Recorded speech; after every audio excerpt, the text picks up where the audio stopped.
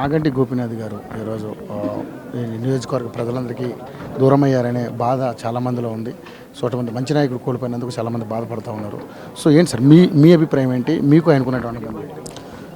ఖచ్చితంగా అండి. ఈరోజు జూబ్లీహిల్స్ నియోజకవర్గ ప్రజలకే కాకుండా బీఆర్ఎస్ పార్టీ కూడా ఒక మంచి నాయకుడిని కోల్పోయింది. మా అందరికీ పర్సనల్గా కూడా మాగంటి గోపీనాథ్ అన్న గారు బాగా క్లోజ్. ఆల్మోస్ట్ 3 times మా ఏరియాలో ఎమ్మెల్యేగా గెలవడం జరిగింది. ఆయన జూబ్లీహిల్స్ నియోజకవర్గ ఎమ్మెల్యేగానే కాకుండా ప్రజలకి అందుబాటులో ఎల్లప్పుడూ ఉంటూ ప్రజల కష్టసుఖాల్లో పాలు పంచుకుంటూ ఆయన ఎల్లప్పుడూ ప్రజలకు అందుబాటులో ఉంటూ జూబ్లీహిల్స్ నియోజకవర్గంలో ప్రతి ఒక్కరికి కూడా సహాయం చేసే వ్యక్తిగా మా అందరి గుండెల్లో చిరస్థాయిగా నిలిచిపోతారు.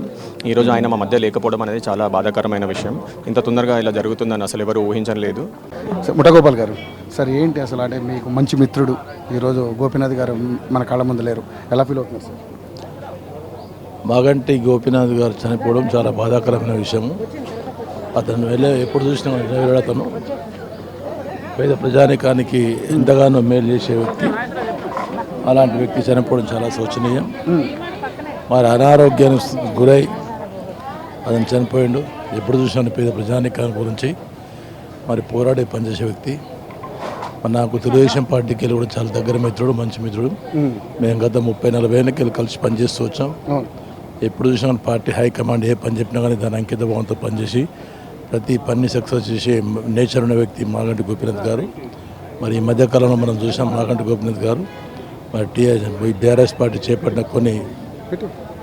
కొన్ని పబ్లిక్ మీటింగ్లు కానీ కొన్ని కార్యక్రమాలకు కానీ చాలా పెద్ద ఎత్తున హైదరాబాద్ సిటీ డెకరేట్ చేస్తూ మరి ప్రజలను తరలిస్తూ ఏ పని చేసినా కానీ తన మార్కును చూపించుకునే వ్యక్తి మరి మాగంటి గోపీనాథ్ గారు. అలాంటి 3 సార్లు గెలిచారు. మరి అలాంటి వ్యక్తి చనిపోవడం చాలా శోచనీయం.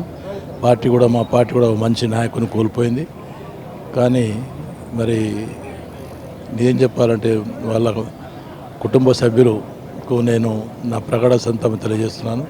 మరి అతనికి 2 కూతురు. ఎప్పుడు మీతో కలిసి మాట్లాడారు?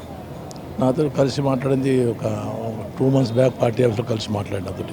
అప్పటికి ఏమైనా ఆరోగ్య సమస్యలు చెప్పుకునేదా? ఎప్పుడు ఏనాడు కూడా తన ఆరోగ్య సమస్యలు ఏనాడు చెప్పలేదు. వీక్గా కనబడుతుంది, ఏమైనా గోపిస్తా బక్క కనబడుతున్నాడు, వీక్ అయినా అంటే ఏం లేదని పర్యాలన్నా బాగానే క్యూర్ అవుతున్నా అనేవాడు కానీ చెప్పలేదు. ఏ రోజు కూడా అతని సమస్య పర్సనల్ సమస్య ఏమన్నా కానీ ఆరోగ్య సమస్య అని తెలియపరచలేదు. కిడ్నీకి సంబంధించినటువంటి ప్రాబ్లమ్స్ ఏమున్నాయని చెప్పారు? మాకు తెలియలేదు, చెప్పలేదు, ఎవరికి చెప్పలేదు. మరి చాలా శోచనీయం. 2 కూతుర్లు ఉన్నారు, ఒక అబ్బాయి ఉన్నాడు. మరి వాళ్ళందరూ సుఖంగా సంతోషంగా ఉన్నారు, భగవంతుని కోరుకుంటున్నాను. వాళ్ళ కుటుంబ సభ్యులకు నా ప్రగాఢ సంతాపం తెలియపరుస్తున్నాను.